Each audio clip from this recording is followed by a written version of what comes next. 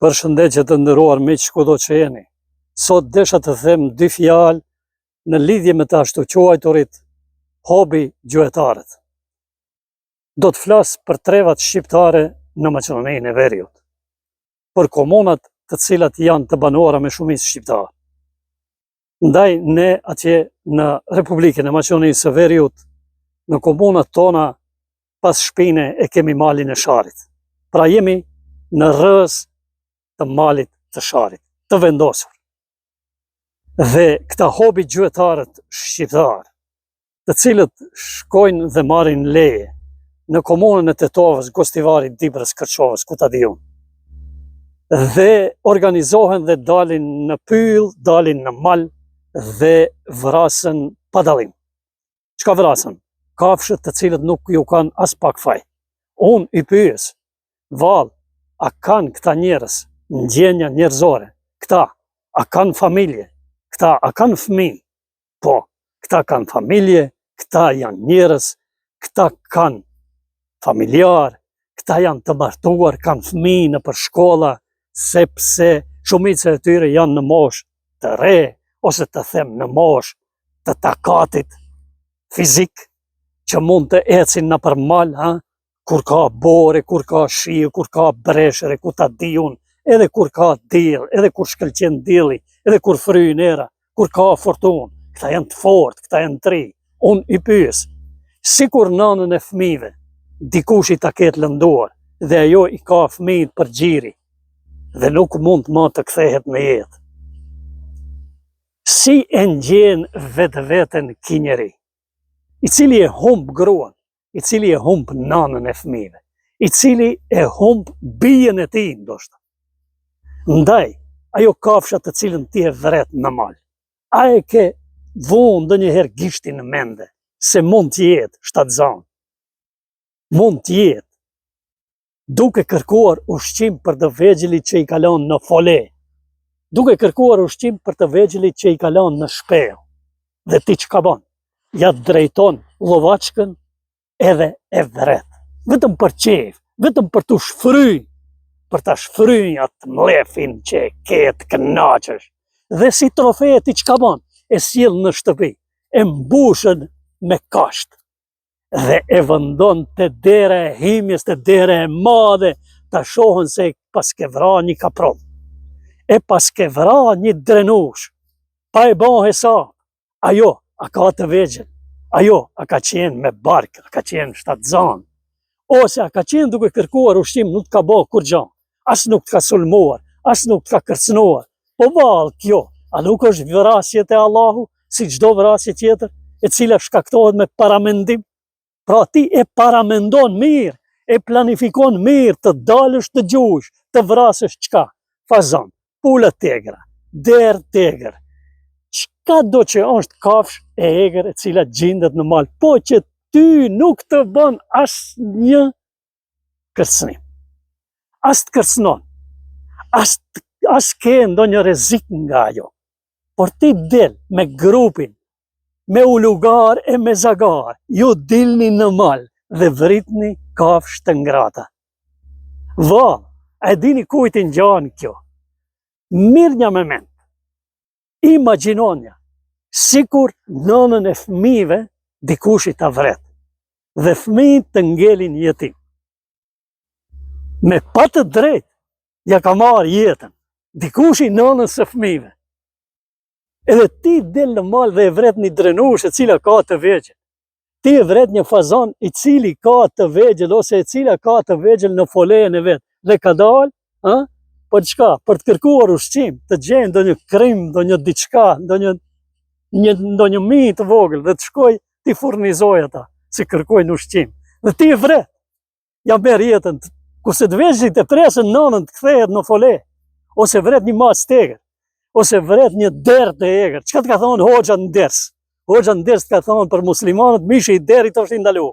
Edhe ti si budall që i je dhe naif, ti shkon e merr llovaçkën edhe del në mal edhe vret dera tegër. Se hoxha ka thonë këtë muslimanët e kanë të lejuar. Ora, i hoxha është një herë budall, psikopat. Për shkak se ti kafshën e ke si kafshë të ndaluar, po ti nuk e ke të drejtën ta vrasësh kafshën. e cila është e egër dhe nuk të ka bërë kur gjë dhe nuk është rrezik për ty. Qoftë deri egër, qoftë kafshë e egër, kushdo që është. Edhe luani është e egër. Po a qenë shkretin ka një mision. Zoti që ja ka dhënë që ai të bëjë disa pastrime. Për ndryshe, ekosistemi i në këtë tokë do të ishte çrregulluar total. Do ishin çmend kafshët dhe njerëzit. Do të hanin për ditë njëri tjetrin. Por atë ekosistemin që e ka bërë Zoti, që të ekzistojë, dikush e han atë, ki tjetri e han këtë, ai e han këtë, por ty që del vetëm e vetëm për ta shfryj atë dëshirën tënde, për ta shfaq dëshirën e egër që e ke në egon tënde, zemrën që e ke total të kalbët, ti del dhe vret kafshë në mal, pa kur një autorizim, pa kur një të drejtë. Profesioni i gjuetarit, si profesion, është gjithandej në botë legal. Unë nuk pretendoj se është jo legal. Është zyrtar, por ty e ke një shoqat që është e organizuar dhe që ka përgjegjësi të shteti, se kur mund të dali në mal dhe të kryj gjuajtjet, ose të kryj gjuetin. Atëherë kur kafshët shumëzohen, aq shumë, sa që për njerëzit dhe për ekosistemin paraqesin një rrezik të jashtëzakonshëm. Atëherë merret leja që ata të reduktohen, të zvoglohen, dhe dihet kur është sezoni dhe kur është koha që ata të gjuhen. Por jo si ju vjen juve mirë, të dilni të mlidhi disa veta, ti mini zagarët edhe për qejf, hajtë dalëm të vrasëm sot, edhe atje çka bani, grillatni, hani mish, piçni pula, e ku ta di unë çka. Ore, kjo është një katastrofë. Për këtë do të përgjigjen, a dëshironi ju, si musliman që jemi, që u tregoj unë një rast, nga koha e profetit alayhi salatu wassalam, sepse ti kur vjen prej gjuetis, ndoshta thirrën e zani dhe vrapon të hysh ta falish xhuman, apo? Po, me siguri. Edhe tenton të hysh të safi parë dhe krejt përqafojnë të marrën ngryk, të gushin, edhe thujnë, hallat koft ke vra, çka ti je gjuetari më i mirë. He, bravo bre. Po te Allahu e di çka ke bën. Te Allahu e ke shkruajtur një vizitkartë që do të përgjigjesh ditën e gjykimit, do të rish gaditu me qindra vite dhe të thush, o Allah, kur do të vijë dënimi, e kam merituar, po ma cakto dënimin. Allahu do të riktu se ke marrë jetra, kafshësh, pa kur një shkak. Pa kur një arsye i ke vrabre, unë i kam kriju ata. Unë jë maj që kryoj dhe unë jë maj që marrë shpirtra. Unë jë maj që jap shpirt dhe aj që merë shpirt. Allahu të lind dhe Allahu vetëm ka të drejtë të ta marrë shpirtin. Përveç se, dikushit të kërcënon jetën. Aty e ke të drejtë, marrësh hak. Ama jo me paramendim, të ka hip qefi, hajde vras dika. Qoftë kafsh, qoftë njeri. Është e njëjta gjë, dhe atë që e ke të ndaluar ta konzumojsh si musliman, nuk ke të drejtë të vrasësh. Gabim e ke marrë këtë nga mësimi i hoxhallarëve. Të kthehem atje. Dhe ti vjen dhe vrapon hysh të falesh. Ti ndëgjon derse, apo? Po unë që ta tregoj ty një ders, që është i saktë, dhe që lidhet me agjen e pejgamberit të Allahut, me Hamzën radiallahu an, me Xhaxhain, me agjen e pejgamberit të Allahut Muhammedin alayhi salatu wassalam. Ki agja, ki Hamza, para se ta pranoj islamin, ishte gjuetar, hobi gjuetar, tanë ditën ai, ecste në përkodrat, rreth për qark Mekës dhe gjuhën të kafshë të egra. Por Hamza kur e pranoi islamin, ndëgjo mirë, se s'ta kanë tregu këtë kuri, ti që qenë të tovë, ose ngustivar se ke ndi këtë kur në xhami.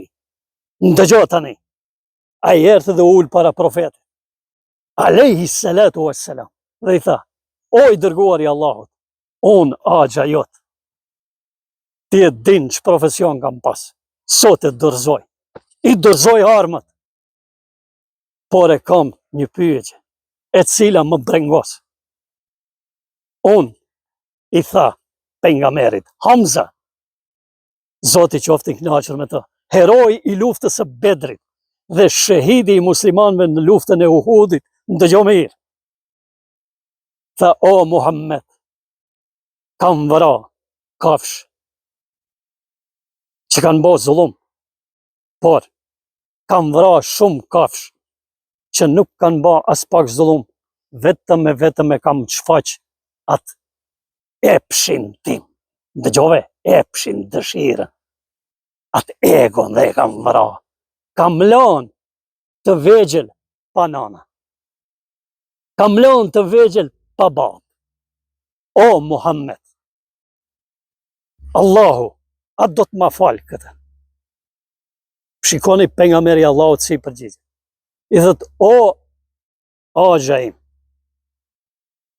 me pranimin e islamit, Allahu tash e të qe. Të gjitha nëse ti je i sinqert në fenë e ti, do t'i falë. Por atë që e ke vepruar para islamit, do t'japësh përgjegjësi. Hamza, shahidi i muslimanëve. Hamza, heroi i luftës së Bedrit. Ti, kush je? Je ti Hamza? Dëgjoj këto mësime dhe nëse kryen hobi gjueti, je hobi gjuetar, largohu me njerë. Mos i vra kafshët që nuk të bëjnë kur gjë. Mos i vra kafshët që nuk janë rrezik.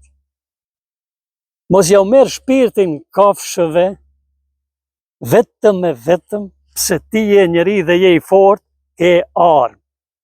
Por Allahu të ka sprovuar dhe të ka dhënë mundësinë që ti të peshohesh në kantarin e drejtësisë, në kantarin e bindjes sa i përket besimit, sa i përket islamit, dhe ti e kryen veprën duke vrar kafsh me pa të drejtë, duke ja u marrë shpirtin me pa të drejtë, duke lënë të vegjël kafshësh pa nanë, sepse ajo ka dalë të kërkoj kafshatën, të kërkoj idaren, dhe ti e vret. Dhe në këtë rast, ndalu edhe mendohu mirë, a jeti musliman me të vërtet. Ndalu edhe mendohu mirë, a jeti njeri që Zoti të ka falë intelekt, mendje dhe logjik, apo je ma kafsh se kafsh. Sepse, wallahi, ti asnjëherë nuk do ta merrje armën në dorë dhe ta vritje një kafsh e cila nuk të bën dëm dhe nuk është rrezik për jetën tënde. Asnjëherë. Allahu ka dhënë mundësi kur të vritet kafsha. I ka caktuar rregullat. Pejgamberi i Allahut i ka sqaruar gjitha normat dhe ti shkelën këta edhe shkon edhe e falën xhuma. Del me hoxhallar ha qebap në përqebaptore. Piko akoll dhe shpeps dhe ata ngihen duke qeshur. Edhe ti, edhe ata jeni në xhehenem, në fund të zjarit. Duke u bazuar gjithni jo në fjalët e mia.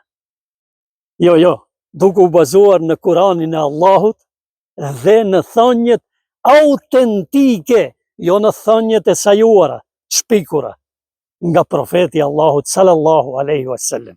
Mlidhe mendën mirë. Nëse ti don të dalësh, të gjuajsh, mos gjuaj të vrasësh me pa të drejtë. Shko, kërko leje dhe informohu, a është koha për të dalë, për të gjuaj dhe cilën kafsh të egër do të kesh të drejtë të gjuash. Jo të gjitha. Asaj skifteri që fluturon, nëse nuk të ka bërë dëm, por ka dalë, fluturon dhe kërkon ushqim, ti tak edhe vret. Po kur e ke një armik përballë, që është njësoj si ti armatosët, edhe i fort, pse nuk del ati ti bësh ballë, po ikën, jam mban lakit, jam mbathën, i kalon 3 shtete 5, e le edhe familjen edhe gjithë. Pse? Po të dhimet jeta, se po të vret. Ne patëm luftat e na. Luft në Kosovë, luft në Maqedoni. 1% të popullatës dul të mbroje popullin nga tenkat të cilat bombardonin atër fshatrat e Tetovës, edhe Kostivarit. edhe të Kërçovës, edhe të Strugës, edhe të Kumanovës. Po ku ishi ju gjyqtarët? Pse atje nuk dulët me zagaret dhe me pushkët? Do të kishi dalë, do të ishte situatë ndryshe. Nuk do të ishim vetëm një 1000 veta që në mal, edhe u kry. Lujnë mastrapal, shkijet. E sot t'i del, pallohesh, edhe bani postime në për rrjete sociale, postoni, vendosni foto.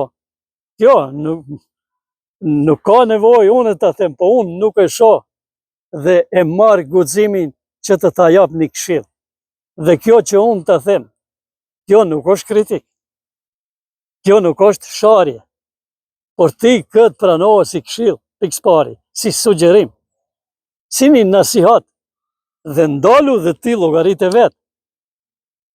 Dhe bane hesab, ti kur ja merr shpirtin një kafshës, e cila ka ndoshta fëmijë të vegjël, asi klysh, ose zoq të vegjël, edhe ata presen qër të vijnë nana, që bjerë ushqim. Ti, gjatë rrugës së saj, duke kërkuar ajo ushqim, ti e ke vraja, ke marr jetën. Po vallahi, vetëm imagjinohet si kur nana e fëmijëve të tu ta humbe jetën. Si do të ndjehen fëmijët dhe si do të ndjehesh ti? Por pikë pari fëmijët do të ngelin jetim pa nanë. E ti se i len jetim, derat e egër, skifterat, pulat e egra, fazanat, lepujt e egër, hiç nuk ta nin. Edhe çka? Shkon, hin safin e parë, falesh, uron Ramazanin, uron Taravin, bon me vlut, bon hatme, këndon Yasin. Krejt këto e di për çka i ki. Nuk du ta them. Mendoa vetë për çka i ki. Një musliman, ndëgjo mirë, një musliman, e di çka është pikë pari? Është ai i cili i nënshtrohet Allahut me gjithë çka ka urdhrave të tij. Ky është muslimani, sepse Islami është çka? Dorëzim, nënshtrim para urdhrave, para vullnetit të Zotit. E ai i cili i nënshtrohet vullnetit të Zotit, quhet musliman. Po vullneti i Zotit, a është që ti të vrasësh? Në këtë rast, edhe kafsh në qoftë se janë në pyetje, me pa të drejtë, pa të bëjë zullum, si thuhe, mendohu ti, nëse e gjen përgjigjen tek Zoti, e tek Zoti e gjen nëse ti e lexon Koranin rregullisht. Në qoftë se ti shikon mirë biografit e njerëzve të sinqert gjatë historisë islame dhe lexon me kujdes, pa e ndëgju hosh budallën, do e shohësh përgjigjen, do e gjesh aty. Dhe ajo që dua unë të ta jap, ta kesh me vete, është të tërhiqesh nga gjuetia e epsheve, që vetëm pse epshi të ka mbuluar dhe ti e sheh atë si një diçka që të bën mirë, të bën dobi. I thuhet dikujt, dulëm pak ta kalojmë kohën. Në çka? Në vrasje të kafshëve të pafajshme, në marrje jetra të kafshëve. Allahu edhe atë që të ka bë haram me Islam, që ta konzumosh, ta ka bë haram gjithashtu edhe ta vrasësh pa faj.